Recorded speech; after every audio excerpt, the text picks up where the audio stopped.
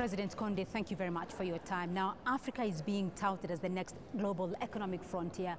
Africa is on the rise. What is behind Africa's transformation?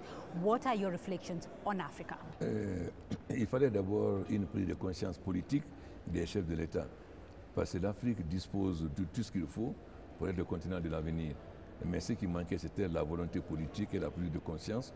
Et ce qui a commencé depuis Kigali et qui continue pour que cette nouvelle Afrique apparaisse et que l'Afrique soit au rendez-vous de l'histoire et surtout de la 4e révolution industrielle. Parce que nous remplissons toutes les conditions. C'est la volonté politique et l'engagement et la détermination qui manquaient. Africa is in a world that is now changing. There is a change in the global and economic dynamics, particularly with the exit of Britain from the European Union and with America now looking inward in terms of protectionism. How do you see Africa fitting into the global dynamics, because Africa is now starting to look east towards China? D'abord, l'Afrique doit penser à elle-même et décider par elle-même. L'Afrique ne doit pas attendre qu'est-ce qui va venir des États-Unis, qu'est-ce qui va venir de l'Europe. Ça, c'est ce changement du paradigme qui est d'abord important. C'est-à-dire, qu'est-ce que le Brexit va faire? Qu'est-ce que l'élection de Trump va faire? Non. Qu'est-ce que les Africains vont faire pour transformer l'Afrique? Donc, nous ne devons plus attendre qu'est-ce que les États-Unis vont faire, qu'est-ce que l'Union européenne va faire. Le Brexit, ça regarde les Anglais. L'élection de Trump, ça regarde les Américains.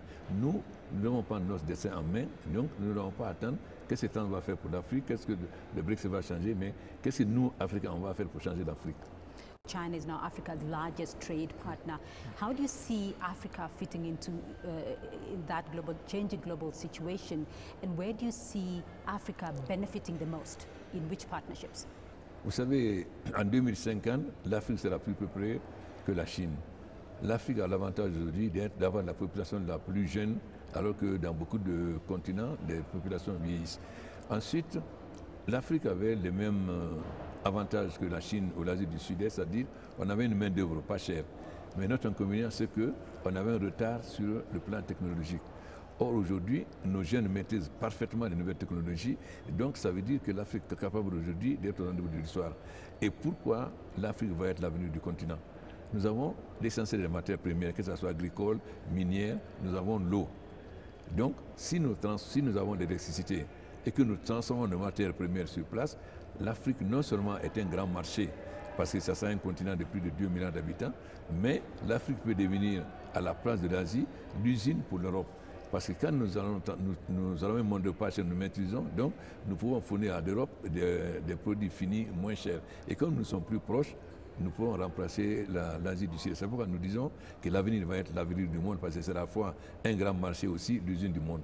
Well, you did attend that G20 partnership in Berlin recently, though, and you presented Africa's position there, though. Do you see a renewed interest now in Africa, and why is that? D'abord, ce qui est important, c'est que les gens cessent de voir l'Afrique comme le pays où il y a la famine, où il y a des massacres, etc., mais qu'ils voient la nouvelle Afrique qui est en train d'émerger, qui a un taux de croissance important et qui a une population jeune qui commence à mettre de nouvelles technologies. Ce qui a été important à Berlin, nous avons constaté réellement la volonté de Mme Merkel de s'engager vers l'Afrique. Mais nous aussi, nous avons voulu que les débats avec nos partenaires soient un débat franc. Donc, qu'est-ce que nous voulons? Et qu'est-ce que nous reprochons à nos partenaires? Mais nous sommes prêts aussi à les écouter. C'est pourquoi la critique que Mme Merkel nous a fait sur la justice sociale, nous l'avons acceptée. Et je l'ai dit lors de la réunion sur le forum des jeunes à Djamena.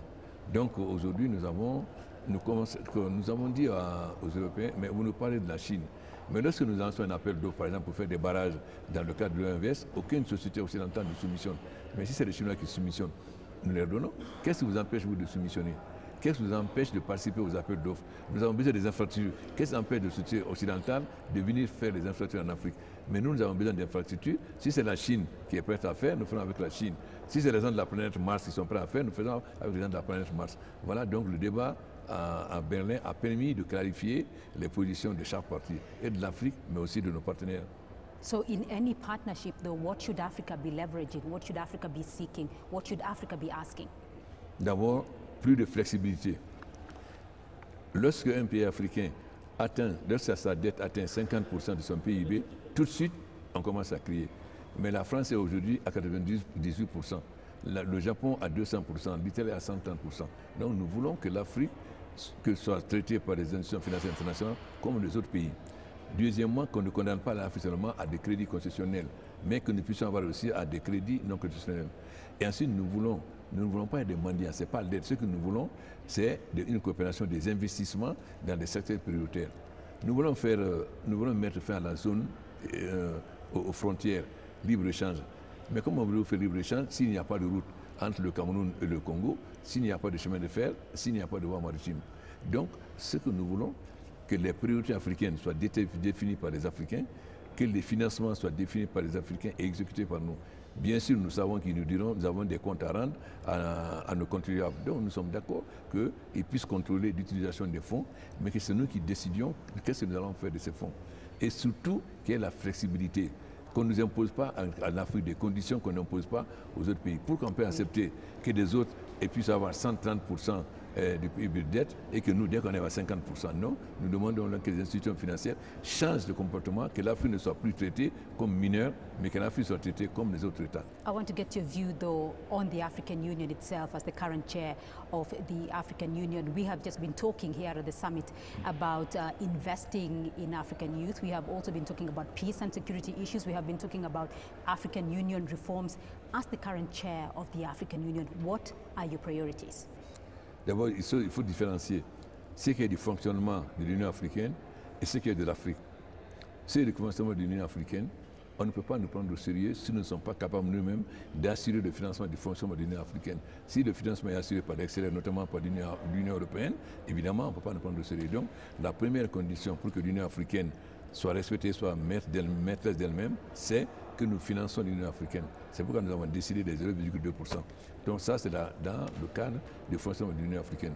Maintenant, il y a des priorités de l'Afrique. Il est évident que nous avons aujourd'hui deux priorités, c'est l'emploi jeune et l'autonomisation des femmes.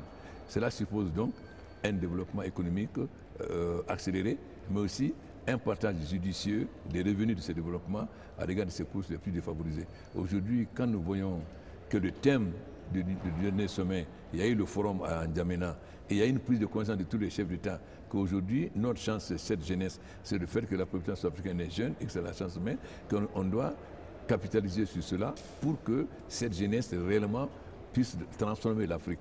Mais ça ne peut se faire que si nous les encadrons. C'est pourquoi nous avons décidé qu'il y ait un forum, parce qu'on ne peut pas faire le bonheur de quelqu'un sans lui. Donc, pour qu'on parle des jeunes, il faut d'abord qu'on les écoute, qu'ils nous disent réellement quelles sont leurs préoccupations, quelles sont leurs ambitions. À nous de répondre. Mais nous aussi, nous disons aux jeunes, vous avez des droits, mais vous avez aussi des devoirs. Et nous leur expliquons quels sont leurs devoirs. Le deuxième aspect, c'est l'autonomisation des femmes. Et là, il faut dire que nous avons pris un peu de retard. Parce que lorsque nous avons lancé le thème de l'autonomisation des femmes, on n'a pas agi comme on a agi cette fois pour la jeunesse. Donc, il faut qu'on se rattrape en ce qui concerne l'autonomisation des femmes.